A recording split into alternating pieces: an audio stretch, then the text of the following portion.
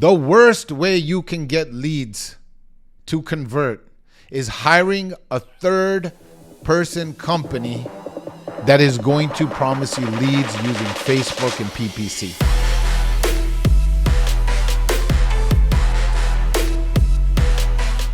Salespeople, realtors, what's up, man? I know successful realtors love lead generation. So in this video, I'm gonna actually rank them for you. I've used all of these systems in my last 20 years of selling real estate. I'm gonna rank these lead generation techniques for you from my personal use and opinion. Towards the end of this video, which you definitely want to stick around for, I'm gonna give you my top 4.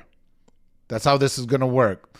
Right now, I'm gonna start with my worst 4, and in the middle, I would say there's 6 left in the middle. Those are pretty good as well.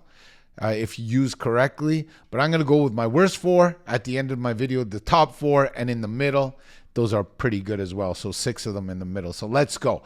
So in my opinion, the worst way you can get leads to convert is hiring a third-person company that is going to promise you leads using Facebook and PPC, buyer leads. The reason why I don't like that is for twofold. I'm not going to go into too much detail on all these because I got to get through 14 and you want to write these down. Twofolds. Number one, I know for a personal fact, lead companies that I've used are repurposing those leads. So Realtor 1 will get the same leads as Realtor 2 in the same marketplace. How do I know? Because there was a realtor in my office. I was getting the same leads as I was from the same company. Not good. Number 2, realtors that are focusing on outside parties to give them leads must understand those aren't searchable leads. People are not searching for something. They're just scrolling and you happen to come up. So they aren't that qualified. They're not that motivated. All right. So the other thing that really sucked for me anyway, I know a lot of people do this well, but for me, it sucked was geotargeting mail, meaning picking neighborhoods and just firing direct mail at people. Sorry, not direct. Direct mail is good. But geo-targeted mail is horrible, in my opinion, because you're just randomly sending out flyers. Those flyers go straight in the recycling box. If you're farming an area and you have other techniques and geo-targeting that neighborhood is one of your techniques, then disregard this video. But if this is all you're doing and just pick a neighborhood, you're sending flyers and you're not doing anything else to farm that area, not going to work. Trust me. We talked about Facebook PPC buyer leads. Now I'm going to talk about Google PPC buyer leads. A little bit better than Facebook, I would say, because people are actually searching for these. But again, the reason why I don't like these from hired companies, actually, online lead generation is in my top 4. So I'm going to give you that away right now. However, I'm talking about by hiring third-party companies to get you these leads. It doesn't work. It didn't work for me. It might work for you. Because here's the thing. We hire these companies because we don't want to do the work or we do not know how to do the work. Then we are not controlling your message to market. If you're not creating the ad, you're not controlling the message to market. If you're not controlling that, then you're going to get these random leads that have the wrong phone numbers, wrong email addresses. They don't know who the heck you are when you're calling them. It's just random. And we're paying these companies. You might as well get telelisting or whatever and just cold call streets like how we used to back in the day, which is also not the greatest thing. All right. So the fourth bad way to get lead generation in this list of ranking anyway is these network groups, man. Like going to these network groups, it doesn't make sense to me, because in those network groups are usually other realtors. And the problem with that technique, it's not predictable and it's not repeatable.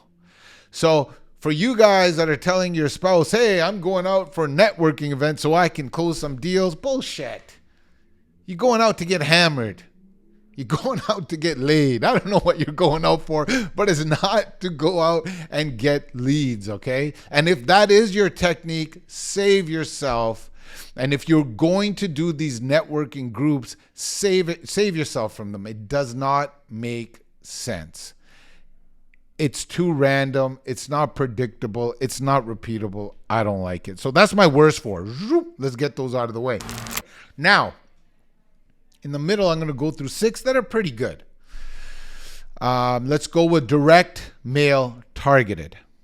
I think this is really good because when you're targeting your direct mail and you're focused on streets that have a high turnover, where you just sold a house or you just listed a house, better yet, you're focusing on expired listings and for sale by owners in your direct mail. Those are better techniques. And if you're using those techniques, keep using them.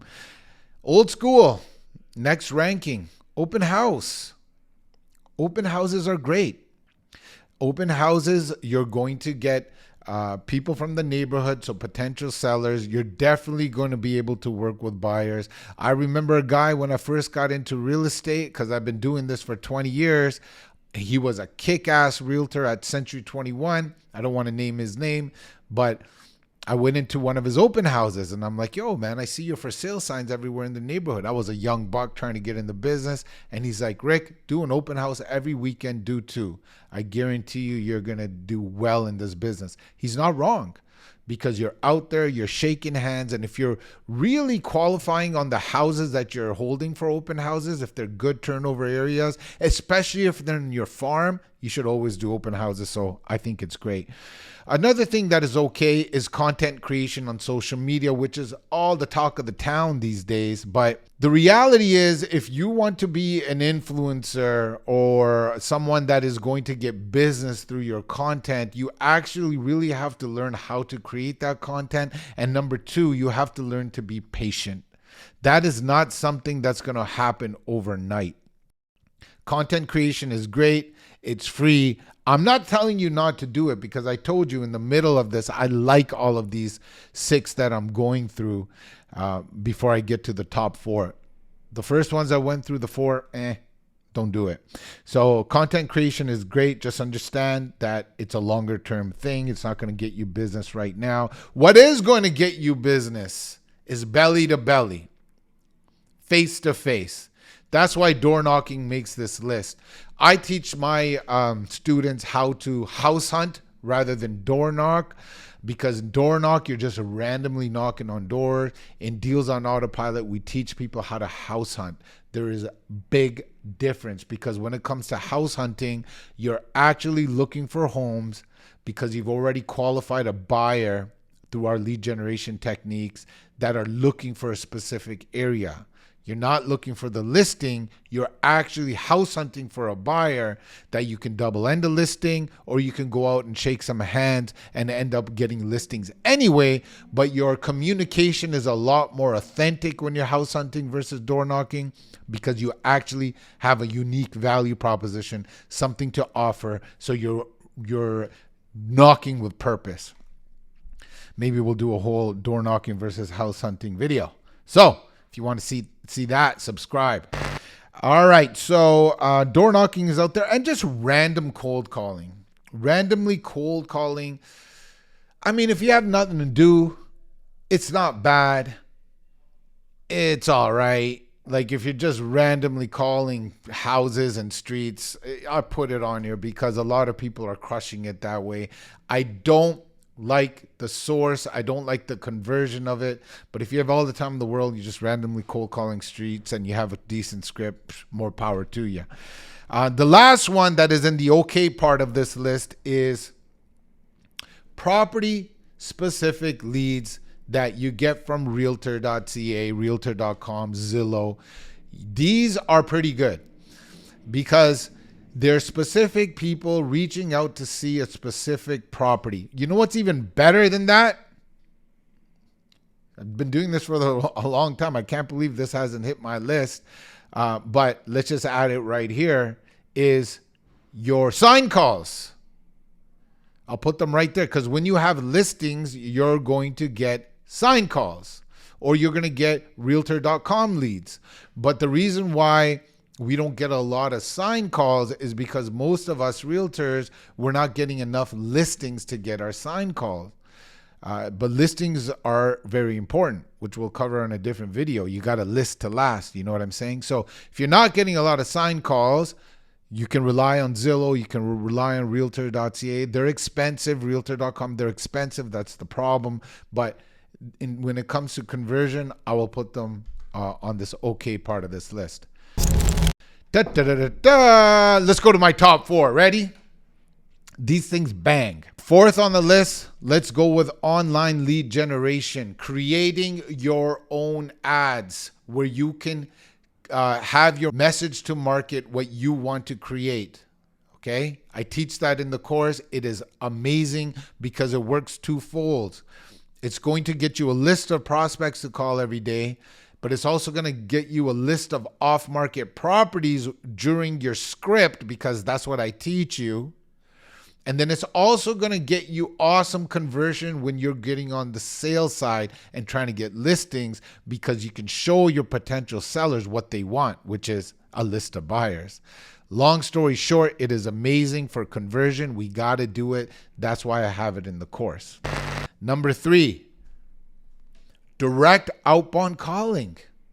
Yes, direct outbound calling works. I made a lot of money calling expireds, calling for sale by owners, calling, because here's what I know that you will know if you watch this for the next 30 seconds, is that when a house just lists on a street or just sells on or just sold on the street, the neighbors are watching.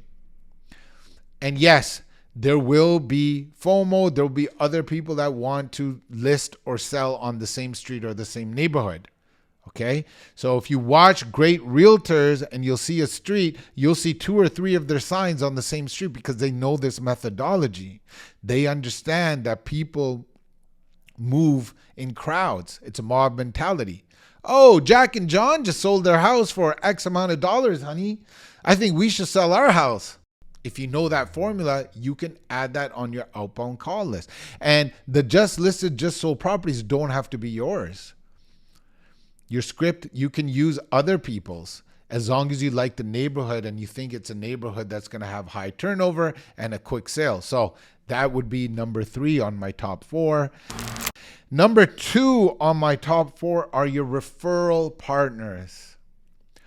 I teach referral-based marketing. That's one of the modules I teach in our course because it is so important to get business from the people that have done business with you by partnering up with a charity, right? There's a whole system to this, which I can't cover in this video, but we have modules of it in the course. But also on top of the people that have done business with you, you also want to go out to your lawyers, your mortgage brokers, your strategic partners. I remember a time where I reached out to about 10 divorce lawyers because they're working with people that are getting divorced, unfortunately. But fortunately for you, for the realtor, there's a house to sell. So if you can make a win-win situation with family lawyers, divorce lawyers, and attorneys, that's an awesome way to get business. You scratch their back, they scratch your back. Okay? Mortgage brokers, a lot of them can provide you business. The good ones, the ones that are in the know, they can even get you power of sales foreclosures.